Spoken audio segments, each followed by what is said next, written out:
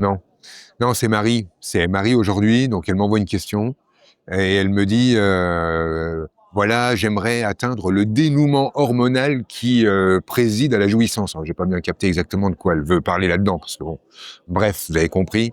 Elle a envie de s'éclater au plumard. Et elle se demande en fait qu'est-ce qui coince là-dedans. Alors elle me dit je sais pas ce qui coince, si c'est dans ma tête, si c'est dans mon cœur, si c'est dans mon corps, mais j'arrive pas voilà. Et en fait elle me donne la clé, enfin en tout cas la clé que moi j'irai chercher directement quand elle me parle ainsi de cette séparation entre sa tête, son corps, etc. Parce que il manque plus qu'un truc. On a sa tête, on a son corps, on a son cœur, il manque son cul. Et en fait, dès que Marie aura accepté qu'elle était son cul aussi, je pense que tout va s'arranger. Vous savez, ça a l'air de rigoler comme ça, mais il y a plein de gens qui font une espèce de séparation et qui disent je vais fermer le robinet du cul parce que je veux voir si on m'aime pour qui je suis vraiment. Et pour beaucoup de femmes, il y a la question là qui se dit je veux savoir si on m'aime pour mon cul ou pour qui je suis vraiment. Et l'idée qui est en dessous, c'est comme si cette femme n'était pas son cul.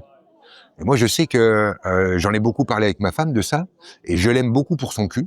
Et ça tombe bien parce qu'elle est son cul est à elle. C'est-à-dire que quand je l'aime pour son cul, c'est encore elle que j'aime. Comme quand je l'aime pour sa tête, pour son cœur, pour son âme et pour tout le reste. En fait, tout ceci ne devrait pas être dissocié. Donc je propose, Marie, de récupérer ton cul, de manière à ce que tu puisses te sentir aussi aimé lorsqu'on aime ton cul, parce que ton cul, c'est le tien. Et c'est une bonne nouvelle.